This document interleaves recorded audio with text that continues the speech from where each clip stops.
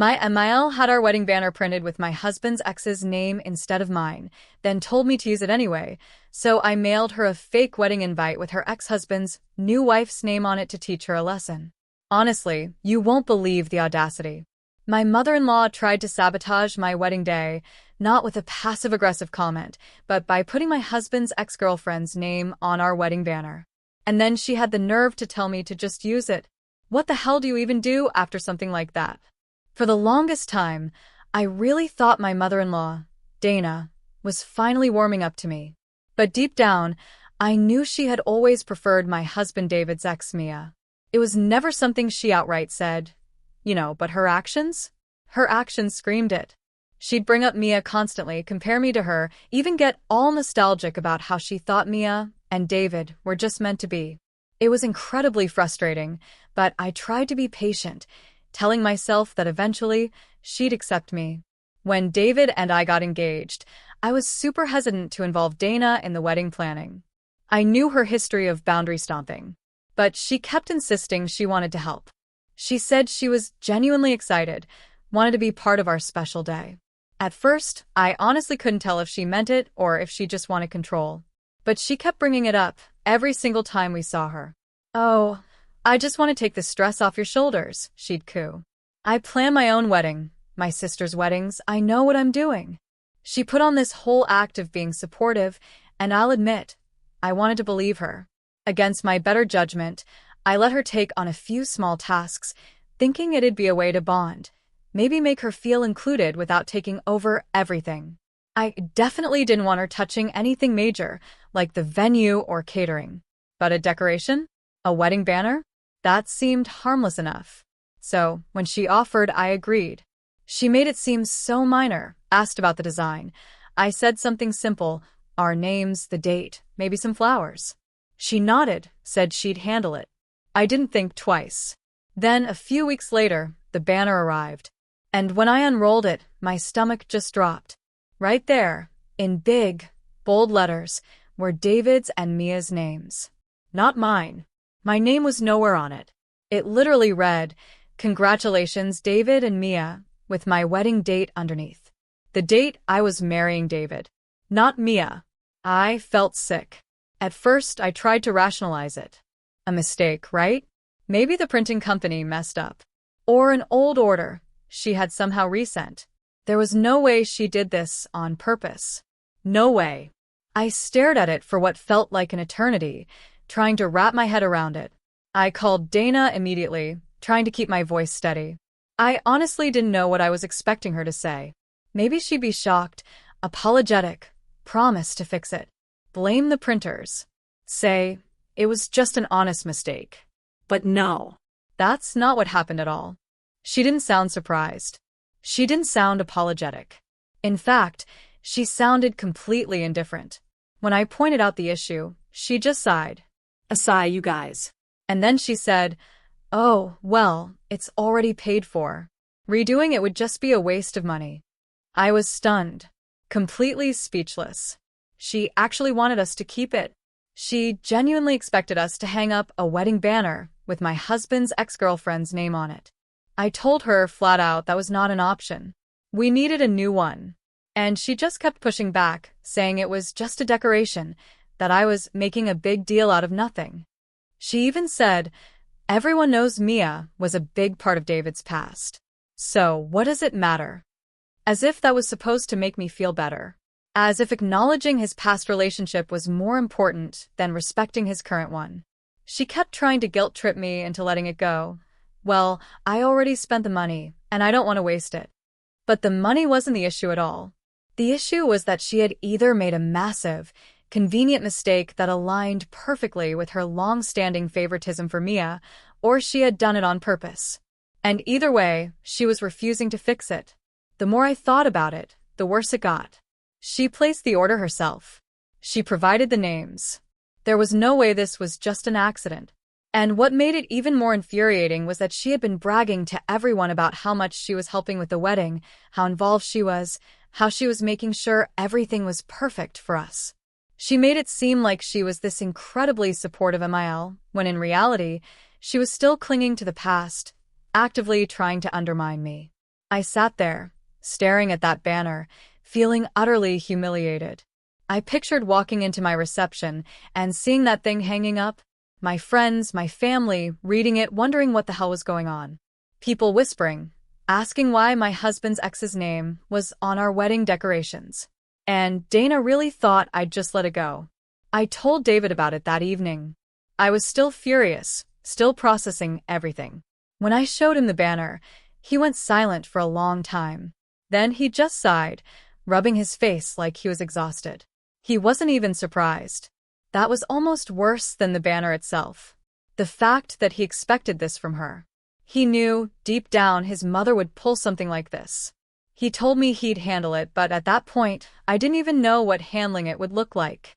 Was he going to confront her? Demand she replace it? Cut her off completely? I had no idea. And honestly, I didn't care what she had to say for herself anymore.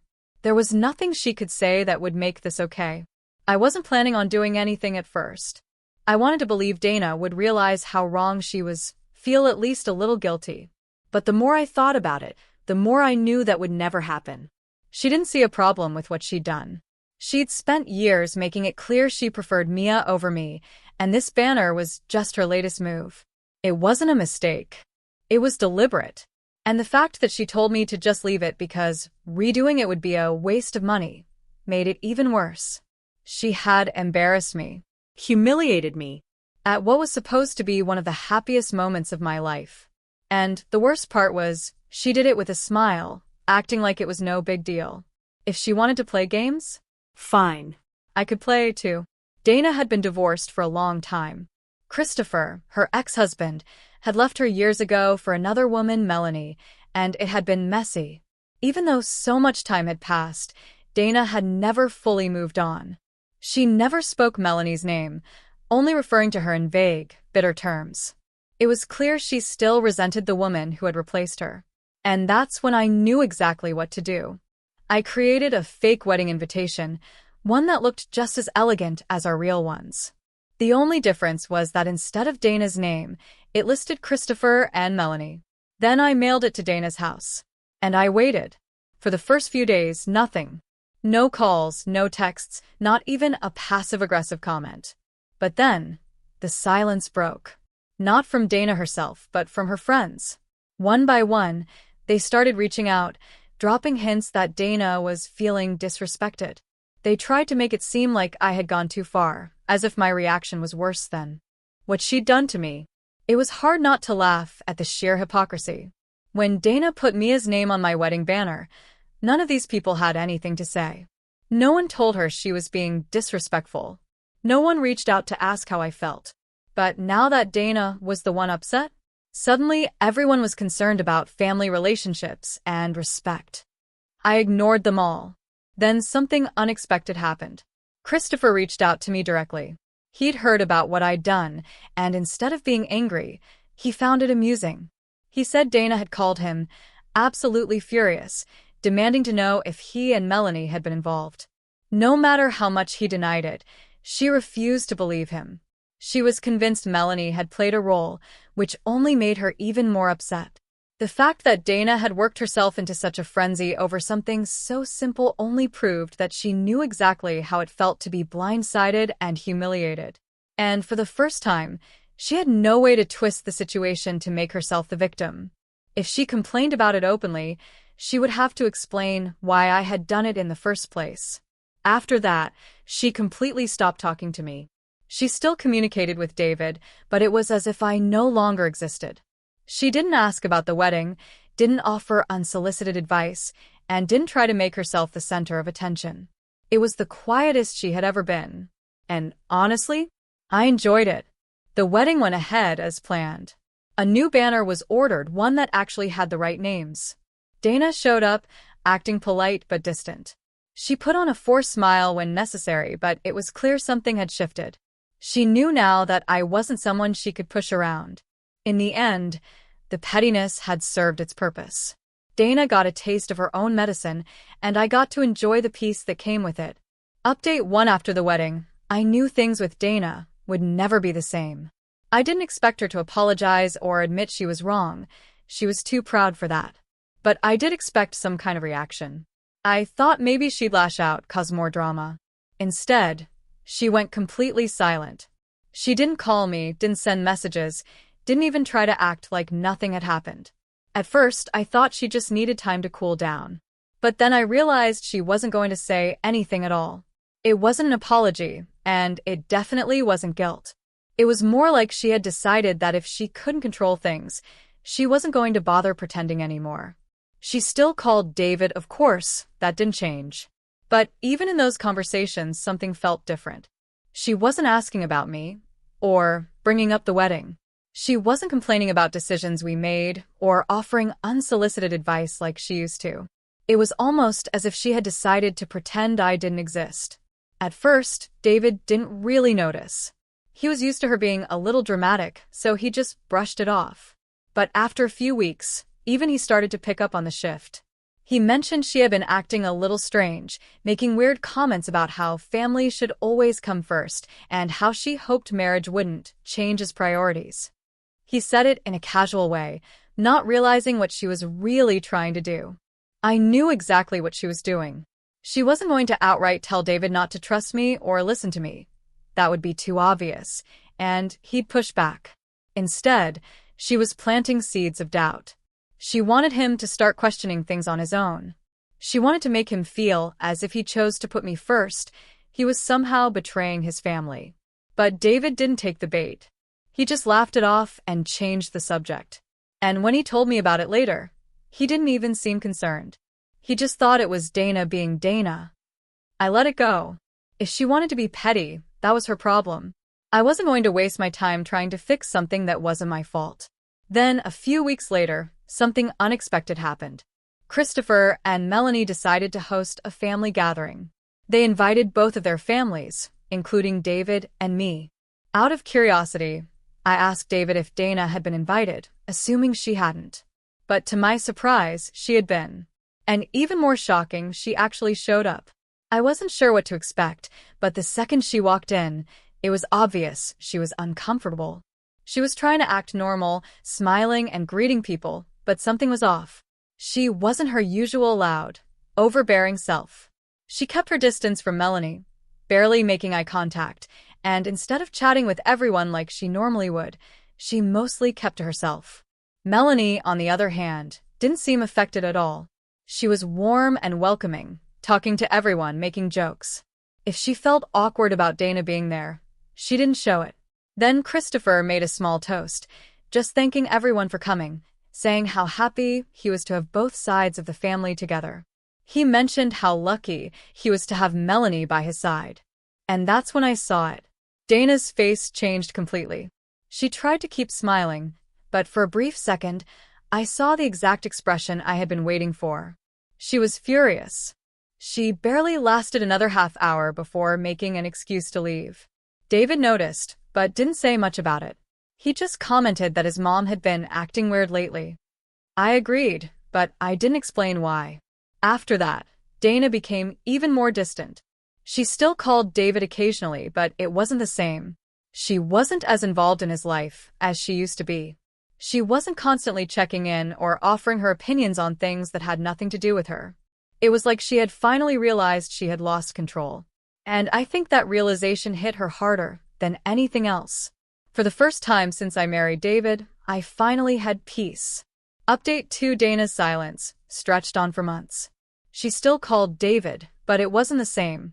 Their conversations were short, lacking the warmth they used to have. She no longer asked about his life in detail, never brought up our home, and certainly never asked about me. It was as if she had chosen to erase me from her version of reality. David noticed, but he didn't say much at first. He wasn't the kind of person who forced relationships, even with family. He figured she'd come around eventually, that she just needed time. I wasn't so sure. From the way she was acting, it seemed less like she was taking time to reflect, and more like she was trying to punish both of us in her own passive-aggressive way. Then one evening, she invited us to dinner. It was the first invitation we'd gotten since the wedding, and I was immediately skeptical. Why now? What had changed? David took it as a sign that she was trying to mend things, but I didn't trust it. Still, I agreed to go. If nothing else, I was curious. From the moment we arrived at her house, I knew my instincts had been right. She greeted David warmly, but when she looked at me, her smile faltered just slightly before she turned away. It was subtle, but I noticed. Dinner felt stiff and awkward. She spoke to David the entire time, asking him about work, his friends, and even things about our home, but always in a way that carefully avoided mentioning me. She never once asked how I was doing, never directed a single question my way. It was almost impressive, the way she managed to have an entire conversation around me without acknowledging me. I didn't react. I let her play whatever game she was playing. I wasn't going to give her the satisfaction of looking bothered. Then, just as we were finishing the meal, she finally got to the real reason she had invited us. She started talking about family, how important it was, how people sometimes forgot to appreciate the ones who had always been there for them, how selfishness could tear families apart. She never used my name, but she didn't have to. Every single word was a veiled jab at me. David, still not fully realizing what was happening, just shrugged and said, "People grow up, get married, and start their own families." He said it in a casual way, like he thought she was just feeling a little sentimental.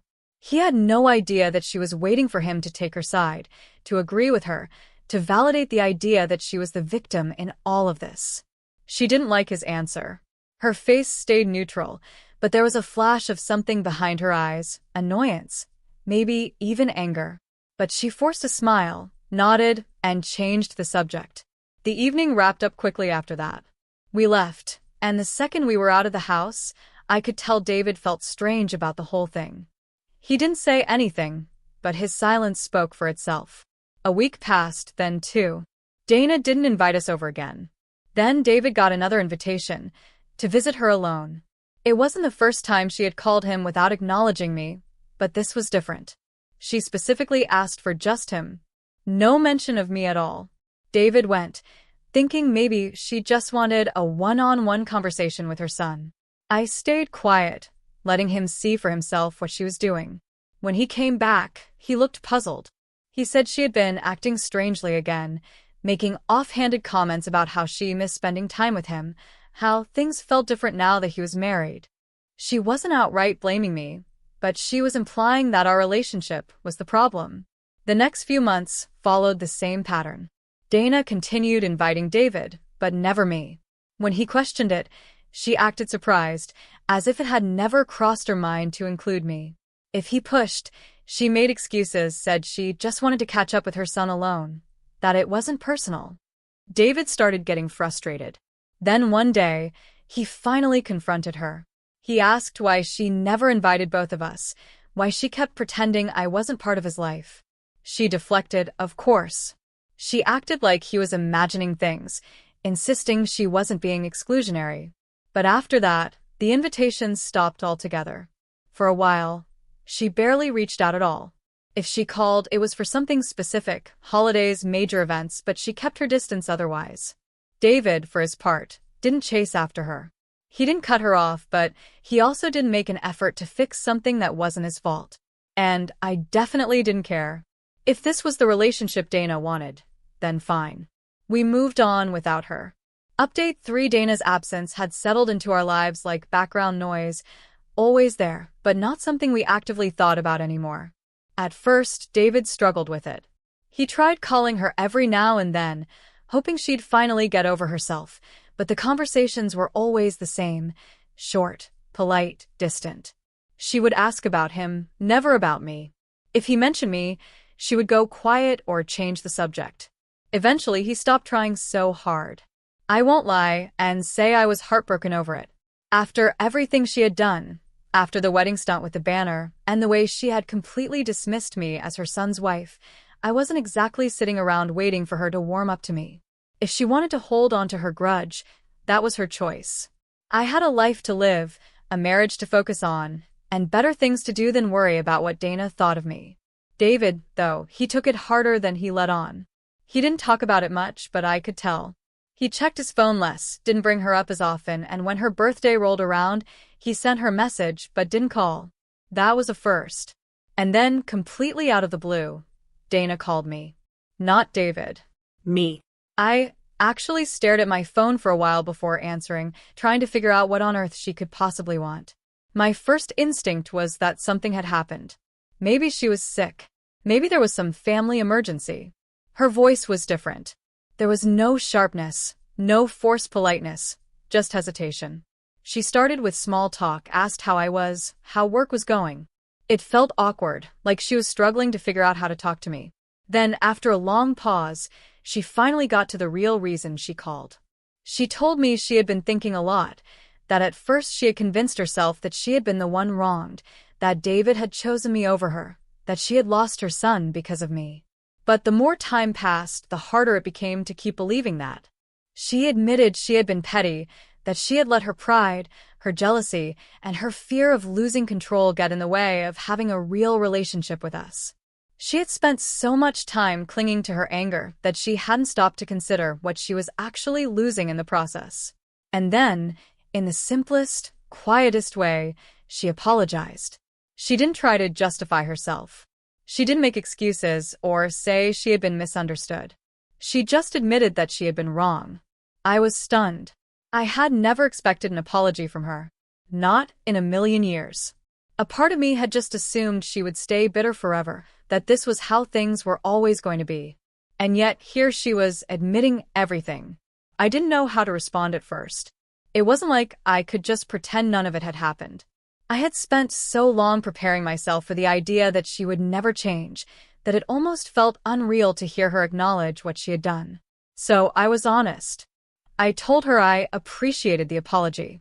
I wasn't going to forget the past overnight, and I certainly wasn't ready to act like everything was magically fine, but I was willing to try. She said she understood. That was it. No begging for immediate forgiveness, no dramatic declarations of love and family unity, just an understanding that she had messed up and that fixing it would take time. After that, things didn't change overnight, but they did start to shift. At first, she made small efforts. She would text me every so often, not just David, but me, too. Simple things like asking how my day was or checking in to see if she knew we had something going on. It was weird at first, but I could tell she was trying. Then, slowly, she started making an effort in person. She invited both of us over instead of just calling David. When we visited, she actually included me in conversations instead of acting like I wasn't there. She asked me about my work, my family, things she had never really bothered to show interest in before. David was relieved. I could see it in the way he carried himself around her, in how much more relaxed he was when we visited. He had missed her, even if he had tried to push that feeling down for so long. Seeing her actually try to make amends meant more to him than he ever admitted out loud. I didn't forget what had happened, but I allowed myself to meet her halfway. One day, a few months after her apology, we were at her house for dinner. It wasn't anything special, just a casual meal. Nothing overly sentimental. But as we were cleaning up, she suddenly turned to me and said quietly that she knew she had hurt me, that she knew I had not deserved the way she had treated me. I think that was the moment I really believed her apology. Not just because of her words, but because of how she said them. There was no defensiveness, no expectation of praise or reassurance, just a quiet admission of guilt. And honestly, I respected that. I wasn't naive. I knew we weren't suddenly going to become best friends. There were still parts of me that kept my guard up, and I wasn't sure if I would ever fully let them down. But I also knew that she was trying, and that counted for something. For the first time in a long time, things felt normal. Not perfect, not magically fixed, but real. And honestly, that was enough. Update 4: Dana's apology had come out of nowhere. And even though I accepted it, I kept wondering, why now? After everything she had done, after all the ways she had made me feel unwanted, what had finally made her change? I got my answer a few weeks later at a small family gathering. Dana was there, and while things between us were better, there was still a little awkwardness. It was strange to go from constant tension to her actually being nice to me. I was still trying to adjust. At one point, Dana stepped outside with David's cousin, Lisa. They sat on the patio talking quietly. I wasn't trying to listen, but as I walked past, I caught bits and pieces of their conversation. Lisa was comforting Dana, telling her something about how people change and how not everything can be fixed. It sounded serious, but I didn't think too much about it. Later that night, David told me what had happened. A few months before Dana apologized to me, she had tried to reconnect with an old friend, her childhood best friend, Marianne. They had been close for years, but had drifted apart after a falling out. Dana always believed Marianne would come back one day, that their friendship wasn't really over. But when Dana reached out, Marianne didn't want to talk. She told Dana that their friendship had ended for a reason and that she had no interest in bringing her back into her life. That shook Dana. For years, she had assumed she would always have another chance to fix things. She thought Marianne would eventually forgive her. But now, she had to face the truth. Some relationships don't get second chances. Sometimes, when you push people away for too long, they stay gone. Dana was upset and turned to Lisa for advice. And Lisa, instead of just comforting her, told her something she needed to hear. She pointed out that Dana had been doing the exact same thing with David. She had spent so much time resenting me, trying to prove she was right, that she had been pushing her own son away. And for the first time, Dana really listened. She realized she had a choice. She could keep acting the way she always had and risk losing David, or she could finally change before it was too late. That's what made her reach out to me. Not guilt, not pressure from David, just the understanding that if she didn't fix things now, she might never get another chance. Hearing all of this made me see her apology differently. It didn't erase the past, and it didn't mean we would suddenly be best friends. But for the first time, I believed that Dana truly wanted to make things right. Not just for David, not just for appearances, but because she didn't want to lose the people who still cared about her. So, that's my story. What would you have done in my place?